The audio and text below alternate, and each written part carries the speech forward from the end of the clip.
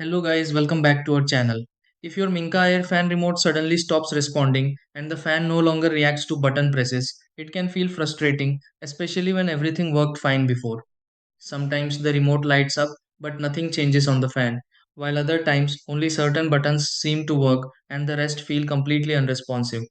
Small things like battery position, signal interruptions, pairing issues, or temporary connection problems can sometimes affect how the remote communicates with the fan.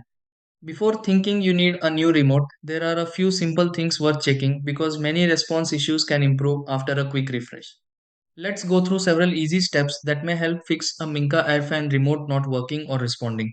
Try these. Step 1. Replace the batteries inside the Minka Airfan remote if the buttons no longer respond properly.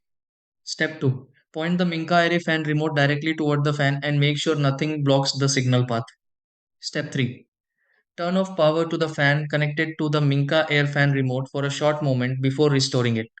Step 4. Clean around the buttons on the Minka air fan remote if they feel difficult to press. Step 5. Reconnect the Minka air fan remote if your model uses a pairing setup process. Step 6. Press different controls on the Minka air fan remote and confirm the fan responds normally again.